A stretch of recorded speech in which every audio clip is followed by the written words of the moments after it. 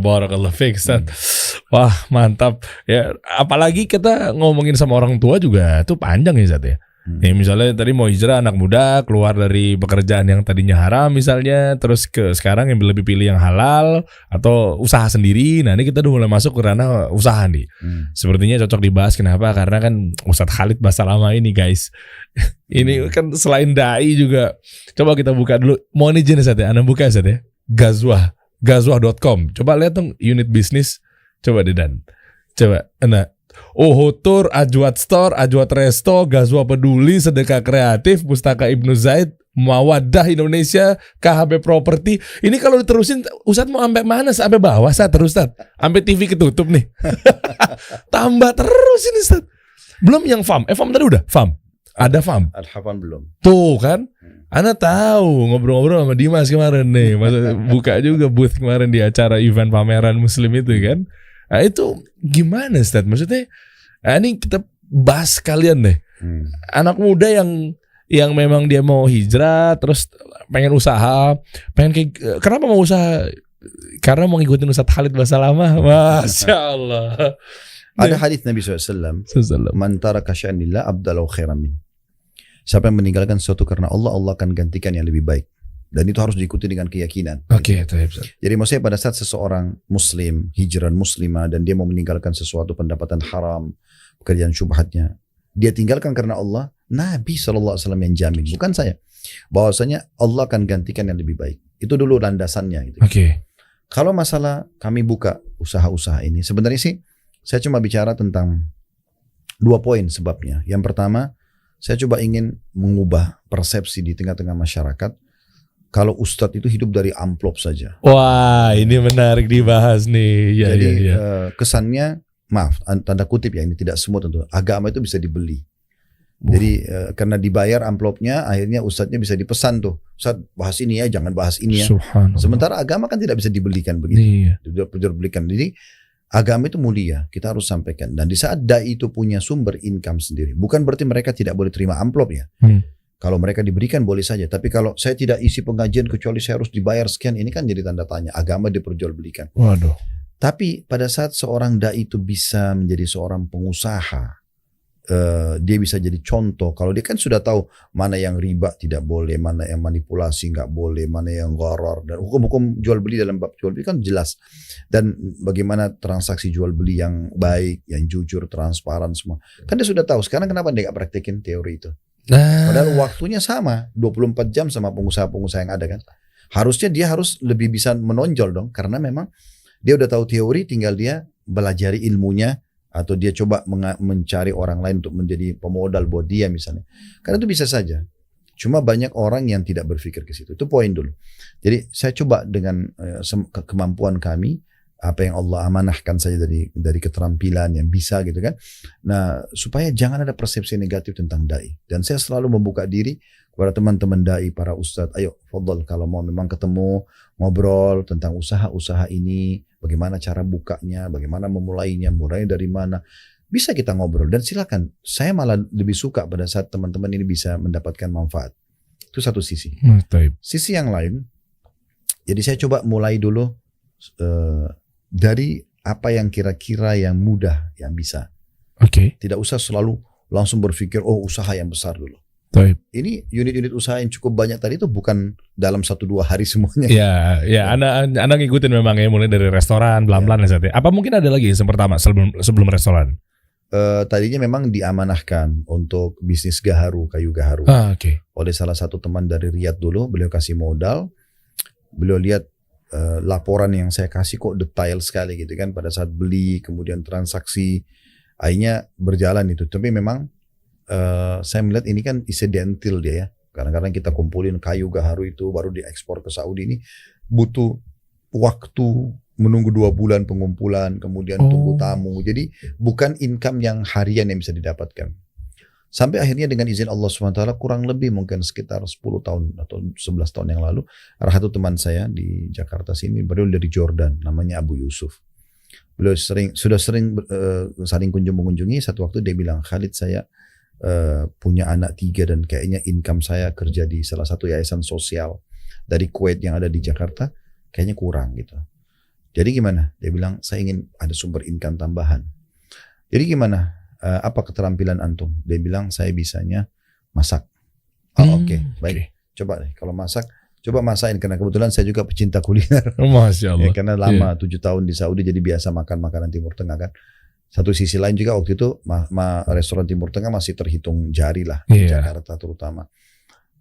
Juga saya melihat kurang lebih jutaan jemaah haji kita ya, bisa 4-5 juta mungkin kalau diakumulasikan dalam 1 tahun ya, jemaah umrah jemaah haji dari semua travel itu, ini kurang lebih ya dalam 1 tahun. Kalau angkanya salah saya mohon maaf, tapi kurang lebih. Maka mereka ini pada saat ke Mekah ke Madinah mereka kembali lagi makan makanan pokok gitu kan, makan makanan kita lah maksudnya, makanan pokoknya maksudnya makanan kita. Kembali lagi ke bakso, ke sayur asem. Padahal sebenarnya kesempatan mereka di Mekah Madinah untuk coba makanan sana kan. Tapi mereka tidak tahu nama, tidak tahu bahasa, tidak tahu harga. Nah, kenapa kita tidak coba tawarkan produk ini? Tawarkan produk ini supaya bisa mereka pada saat pergi haji dan umrah yang tidak akan terputus sampai menjelang hari kiamat ini untuk mencoba makanan di sana. Sementara di tengah-tengah komunitas kita, restoran-restoran yang non muslim mungkin juga belum jelas kehalalannya, mereka berani. Kenapa kita tidak gitu. Nah, terus teman saya ini jazakallah khair, dia coba masakan kok enak gitu. Yang pertama saya tawarin ke pengajian dulu. Saya ingatkan ketua pengajiannya, insya Allah besok saya akan bawa makanan. Jadi gak usah disiapin makanan. Nah, mereka tes. Oh enak nih, cocok Ustadz, gini-gini ya. Dari mana? Ini ada teman saya yang rencana mau buka sama-sama restoran. Nah, waktu itu saya betul-betul tidak ada modal. Gak ada modal waktu itu, 11-12 tahun yang lalu. Terus saya tawarkan kalau ada di antara bapak ibu yang berminat untuk investasi, ayo kita sama-sama gitu. Masya Allah. Nah, ini ada yang masuk, beberapa orang, kita mulailah di Kalibata City waktu itu.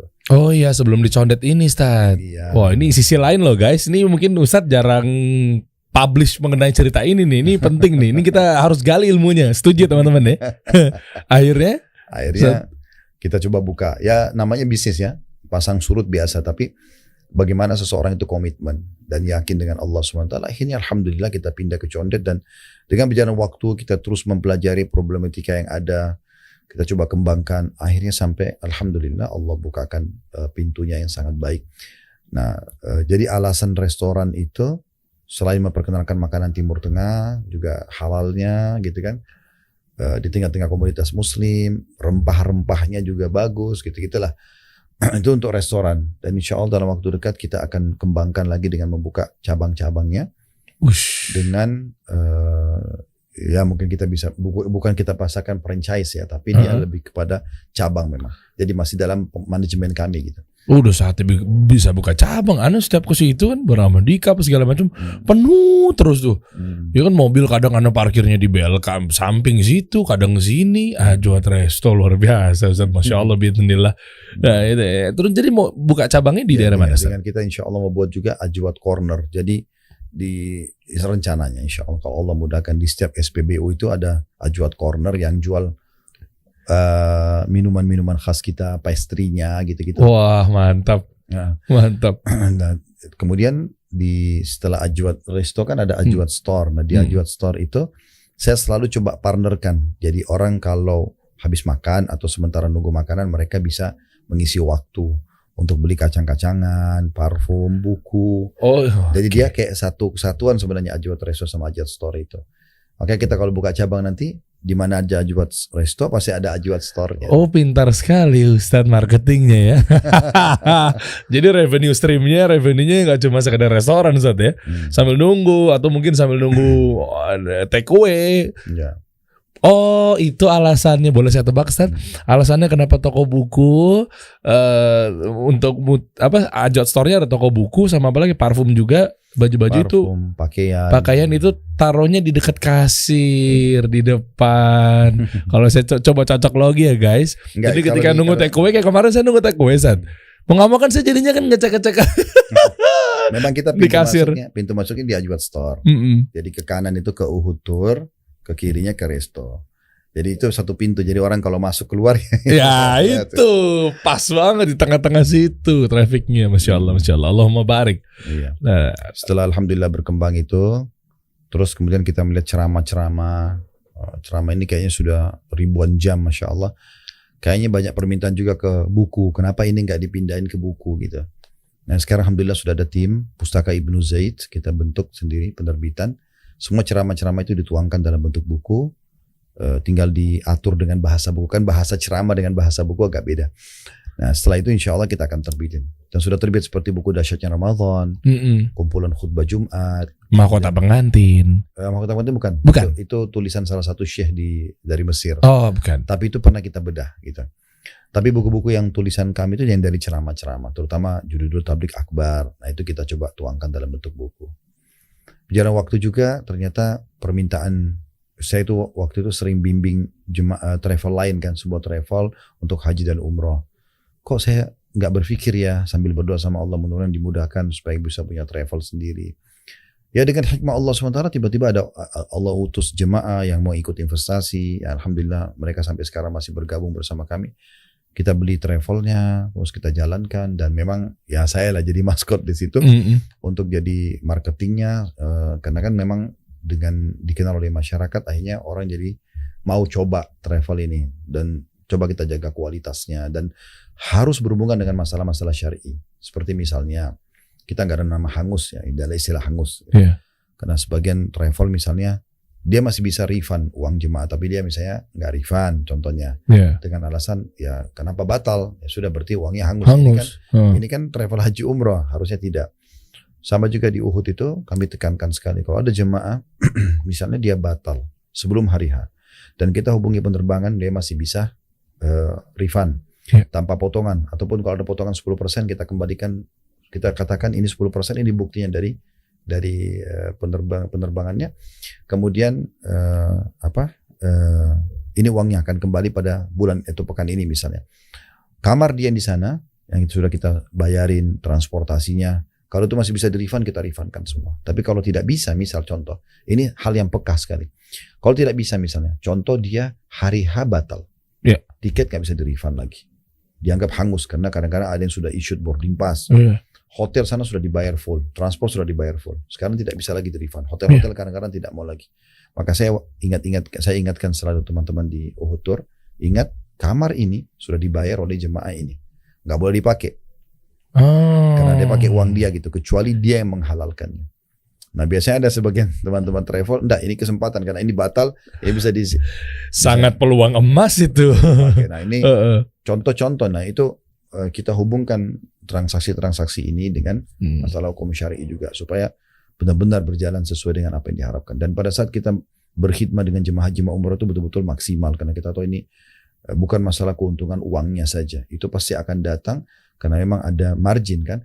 Tetapi bagaimana jemaah ini pada saat berangkat mereka sudah meluangkan waktu untuk umroh, untuk haji, terus pulang itu membawa hasil ilmu, keimanan.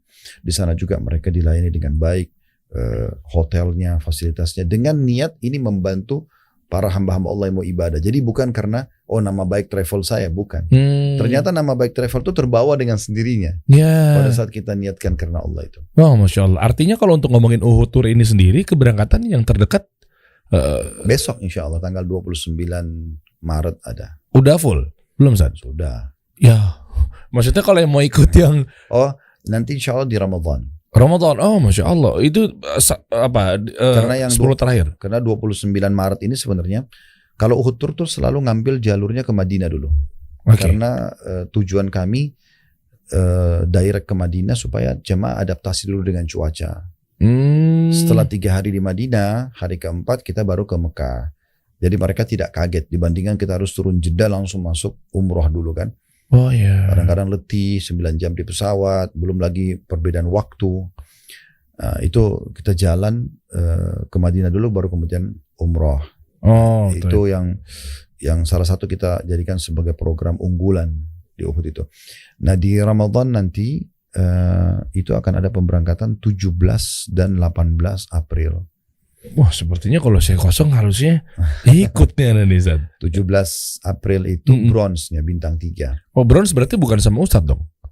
Umrohnya bersama. Umrohnya bersama. Tapi fasilitas hotelnya berbeda.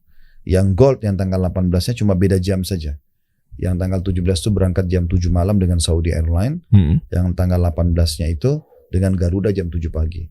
Oke. Gold, cuma beda di hotel, tapi umrohnya nanti bersama-sama. Kami alhamdulillah sudah punya pengalaman dalam umroh akbar, ratusan jemaah dengan satu bimbingan. Alhamdulillah, dan saya sudah selalu bahasakan, kita umroh ini niatkan ikhlas karena Allah. Pada saat masuk ke tawaf, ke sa'i, niat jangan desak-desakan sama orang. Insya Allah Allah akan mudahkan. Ternyata betul. Dan mereka mengatakan, Ustaz, umroh ini kok mudah sekali ya, kayak tidak rumit gitu. Saya bilang, ini yang ada panduannya. Kalau nggak ada panduannya kita nggak lakukan. Supaya ibadah itu memang lebih mudah. Karena mengikuti sunnah itu mudah dan murah. Mudah dan murah. Ya, iya. Iya benernya kalau tidak mengikuti sunnah itu biaya keluar banyak loh, Zat. Gitulah. Iya. Masya umrah plusnya ada, Zat? Ada. Plus. Setiap penerbangan kami di Uhud Tour itu setiap pekan ada 2. Bronze Gold pekan pertama, pekan kedua sama Bronze Gold, pekan ketiga, pekan keempat. Semuanya ada. Dan semuanya ada plusnya. Oh, plusnya kemana, Zat? Plusnya itu ke Aqsa. Okay. Kita prioritaskan Aqsa selalu. Karena saya ingin memperkenalkan ke jemaah kita orang Indonesia, nggak apa-apa loh ke Aqsa, karena kan kita dibolehkan kan, kata Nabi SAW tidak dianjurkan untuk berjalan khusus menuju ke masjid kecuali di 3 kan, Masjid Haram Mekah, Masjid Nabawi di Madinah, dan Masjid Aqsa di Palestina. Nah kita mau ajak di sana, dan ternyata memang setelah beberapa kali kami masuk dan bawa jemaah, jadi tidak seperti tanda kutip yang diisukan bahwa di sana selalu ribut. Itu ribut sesekali saja, dan kita orang Indonesia boleh masuk. Oh boleh, Zat? Boleh. Ke Aqsa boleh masuk? Ya. Dan itu sudah kami tuangkan dalam buku yang kami tulis itu, Palestina yang terlupakan. Oh kalau yang framing di media itu yang katanya kita nggak boleh masuk, akhirnya pada sholat Jumat di luar pada. Nah, itu di saat ada kasus terjadi. Jadi contoh gini, kalau misalnya kita petakin Palestina itu seperti meja ini, maka 80%-nya sudah dikuasai oleh orang-orang Yahudi yang dulunya juga penduduk asli di sana. Oke. Nah dulu kan umat Islam yang memegang kekuasaan sampai masa kejayaan Utsmaniyah. Setelah itu kan pindah ke orang-orang Yahudi tahun 1948 itu kan, jadi menjadi negara Israel. Mereka sudah mencaplok kurang lebih 80%, 20%-nya sekitar 183 km dari Baitul Maqdis itu namanya Gaza, jalur Gaza. Nah itu yang mereka otoriter Palestina. Nah sebenarnya mereka ini orang-orang Yahudi tidak mau ribut sama umat Islam. Kenapa? Karena mereka 50%, Nasrani 10%, umat Islam 40% komunitasnya. Jadi kalau mereka ribut dengan umat Islam, ini bisa kacau negara yang mereka sudah kuasai. Jadi mereka sebenarnya tidak mau buat ribut. Kapan terjadi ribut itu?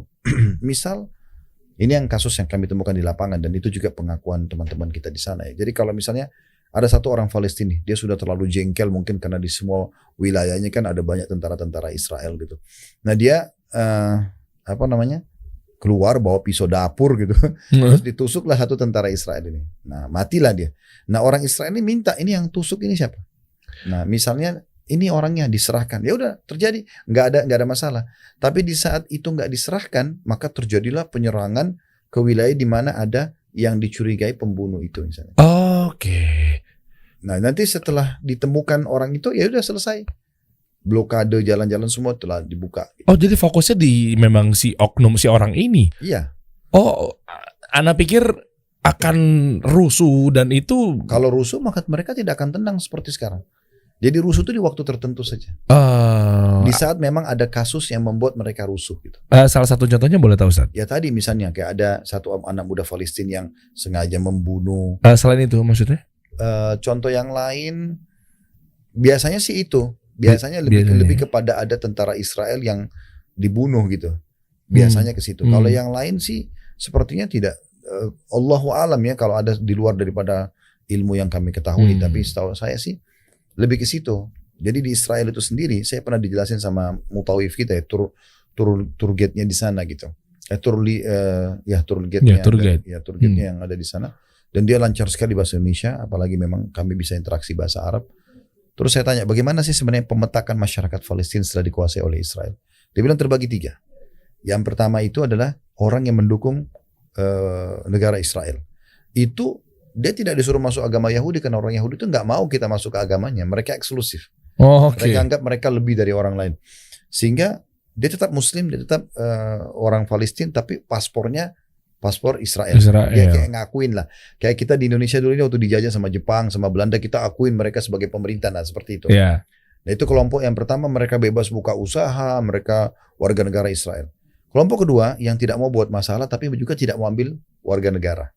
Nah ini dikasih green card gitu. Oh, oke. Mereka boleh juga buka usaha tapi mereka berangkat kemana-mana Harus bawa green card. ya, dan mereka Iya. tidak ada paspor Israel. Nah kelompok ketiga ini yang tidak mau. Mereka ngerasa ini penjajah. Nah mereka ini ngumpulnya banyak di jalur Gaza itu. Oh gitu. Anak pikir tuh ya Palestina ya 3 ini ya 1 itu aja udah. Enggak. Yang nggak setuju dengan adanya penjajahan apa segala macam. Ternyata ada juga green card. Ada juga yang mungkin yang oke. Dan orang-orang Yahudi yang berkuasa sekarang itu umumnya mereka memang warga wilayah itu dari dulu.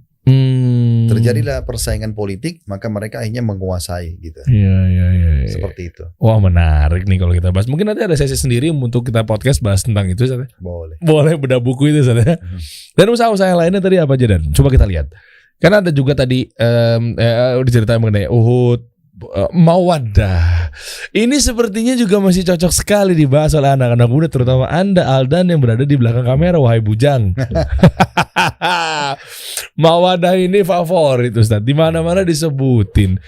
Bang, gimana cara dapetin jodoh? Masa tolong kan antum kan kenal sama Ustaz Khalid. Masa cuma pertanyaannya cuma 11 doang, boleh ngobrol 11 kali pertanyaan ketika udah match gitu misalnya. Macam-macam lah pokoknya Ustaz. Ini arahnya kemana Ustaz? Apakah memang nantinya juga ada paket khusus? Ini sebenarnya website untuk memudahkan ikhwah dan akhwat kita yang sudah ikut pengajian, Iya. supaya mereka itu menemukan jodoh yang sejalan gitu. Masya Allah, Masya Allah. Nah, tujuannya untuk itu sebenarnya. Makanya kita adalah wadah ta'aruf, ya. Dia wadah ta'aruf. Nah, bagaimana prosesnya supaya syar'i? Orang kalau mendaftar, mereka kasih biodata lengkap, segala macam pertanyaan ada di sana, sehingga yang kira-kira dibutuhin nih, kalau saya mau tanya dari seorang akhwat, sudah ada. Oke. Semua detail, ya berapa bersaudara, ayahnya dari suku mana, segala macam. Oh, karena mereka harus ngisi form gitu ya Ustaz? Ya, dan itu semua sudah lengkap, sehingga dia nggak butuh lagi untuk bertanya sebenarnya. Karena dengan biodata itu sudah lengkap, cuman kita belum perlihatkan fotonya. Setelah biodata itu dia dapatkan, oke, ini biodatanya, maka kita anjurkan dia untuk istikharah dengan biodata itu. Oke. Kalau dia merasa tenang, baru kita bukakan ini ada foto, dan ini pun admin yang kita percaya, orang yang sudah berumah tangga, dan dia juga bukan orang yang maaf tanda kutip sini liar mau ngeliat sana sini gitu. Maka diperlihatkan. Nah kalau dia istikharahkan lagi, dia merasa tenang, dia mau nadar syar'i, oke silahkan. Nah disinilah pada saat dia sudah mau pindah ke nadar syar'i, nah ada 11 pertanyaan di situ yang ini kita batasin gitu. Kenapa 11 Ustadz? Katanya ada yang minta tolong nggak bisa 37 gitu. Karena semua yang berhubungan dengan biodata kan sudah lengkap. Iya. Nah, sekarang ini tinggal visi misi. Misalnya kalau punya anak, seperti apa rencana pendidikan anak, atau pengen punya anak berapa gitu kan, misalnya contoh. Kalau seorang suami atau seorang istri sedang menghadapi sebuah permasalahan, bagaimana Anda misalnya menenangkan, memberikan solusi dan seterusnya. Dan itu dipantau oleh admin. Kalau dia sempat memberikan nomor HP saja, itu kita langsung blok. Nggak boleh. Oke. Nggak boleh. Jadi cuma komunikasi. Nanti kalau dia sudah ngerucut, maka dia boleh minta kepada admin. Saya mau melangkah kepada nadar syar'i. Nah, baru kita coba pandu kepada walinya akhwat tersebut. Kalau akun IG gimana Zat? Kan kalau handphone langsung ke blok. Kalau akun IG kan mungkin mau lanjut buat DM-an gitu. Ya kalau di luar kapasitas kami, Allahu a'lam. Iya. Tapi insya Allah mereka tidak boleh sama sekali kasih medsosnya dan segala macam. Ini Allahu a'lam, kita coba berusaha. Oke. Ya makanya mudah-mudahan juga KHB properti juga cepat jalan. Udah jalan? Apa jangan-jangan udah jalan Zat? Belum ya? Kalau itu sih rencana kita mau buat seperti townhouse. Wah, ini benar-benar Ustadz Khalid kasih solusi kepada teman-teman nih. Jadi townhouse itu sekitar 15 rumah. Berikut fasumnya nanti kita pakai jadi masjid gitu kan. Nah, rumah yang sesuai dengan syar'i, contoh misalnya larangan Nabi SAW untuk WC nggak boleh belakangi dan menghadap kiblat misalnya. Nah, kita buat tentu jauh dari patung-patung dan segala macam rumah itu. Kita buat desain sebagus mungkin, pencahayaannya bagus, segala macam desain. Setelah selesai, baru kemudian dipasarkan juga dengan harga yang terjangkau, dan masjidnya ada. Nah, masjidnya ini nanti akan dipegang oleh kami sebagai properti. Jadi imamnya, marbotnya semua dari kami. para orang yang di komplek itu tinggal tahu hadir. Wah, ini hunian betul-betul. Dan imamnya harus hafal Quran, dia juga bisa mengajar agama di situ. Jadi ada kajian rutin dia, sehingga di komplek itu suasananya hidup lebih Islami. Sebenarnya gitu. Jadi dan ini kecil, bukan komplek besar. Tapi itu kan luar biasa, hunian itu yang idambakan orang-orang sekarang untuk atau mungkin keluarga, Zat. Iya, karena saya pernah terinspirasi masuk ke satu komplek di Jakarta Pusat. Waktu itu ada ceramah. Kompleknya mewah dan bagus sekali, mungkin ada ratusan rumah. Tapi begitu azan, saya bilang saya mau sholat. Oh ya silakan Ustaz, disiapin sejadah. Loh, saya mau ke masjid. Masjid tidak ada di sini Ustaz. Ya. Jadi harus keluar pakai mobil jauh. Loh kok bisa? Di sini bukan mayoritas Muslim. Iya, tapi emang tidak disiapkan oleh yang punya komplek itu. Dari situ ternyata. Jadi memang masjid itu kan tidak bisa luput dari seorang Muslim. Nabi SAW pada saat hijrah ke Madinah beliau lakukan 3 pondasi dasar negara kan. Yang pertama bangun masjid, Kuba dan Masjid Nabawi. Yeah. Jadi semua Muslim itu harusnya memang di wilayahnya ada masjid. Di kantornya ada musola gitu-gitu kan. Yeah. Kemudian yang kedua itu mempersaudarakan antara muhajirin dan ansar. Jadi tidak lagi rasis. Yeah. Oh, kamu pendatang, saya ini pribumi. Gak ada lagi. Akam sih, anak kampung sini. Terus kemudian yang ketiga itu masalah mu'ahadah, kesepakatan damai dengan orang-orang Muslim, tidak saling mengganggu dan seterusnya. Wah, Masya Allah nih. Nih mudah-mudahan nanti huniannya cepat jadi Ustaz ya. Karena kan pengen kan nanti anak teman-teman yang udah anak muda yang hijrah juga, siapa tahu bisa dapat solusi juga buat hadir di situ. Ya, terutama misalnya Andika juga tuh Ustaz. Nah, Andika yang kemarin kan sempat hadir di sini Ustaz, Andika Gumilang. Nah, itu kan juga kan pengen kita gabung sama dia juga biar tetap tuh bareng-bareng teman-teman yang udah hijrah, yuk kita kumpul gitu kan. Mungkin huniannya bisa di sana juga, kita tinggal bareng apa segala macam, bisa Ustaz. Ya, bisa. Nah, gimana kalau kita ntar panggil episode berikutnya Andika Gumilang untuk duduk di sini Ustaz? Boleh Ustaz ya. Nah, sebenarnya penasarannya gini, gimana caranya ketika orang yang sudah hijrah, apa sih langkah-langkah yang harus kita lakukan nih ke depannya? Nah, ini mau nanya juga, ya mungkin di sini bukan masalah duluan atau udah senior lah Ustaz. Ana juga kamu masih banyak belajar sampai saat ini. Cuma kan memang tersoroti saat ini kan memang Andika Gumilang nih Ustaz. Artis, boom, hadir duduk dikasih solusi juga, terus sekarang jadi sorotan juga. Nah, mungkin banyak juga orang-orang yang seperti Andika Gumilang di luar sana yang masih bingung juga saat ini butuh kemana nih? Kajian apa nih yang harus kita ikutin duluan? Tauhid duluan kah? Apa memang yang sifatnya yang buat hati tenang, apa yang seperti apa, boleh Ustaz ya? Kita kontak untuk yang berikutnya Andika Gumilang, boleh Ustaz. Oke. Syukran Ustaz, jazakallah khair, hayakallah. Baik.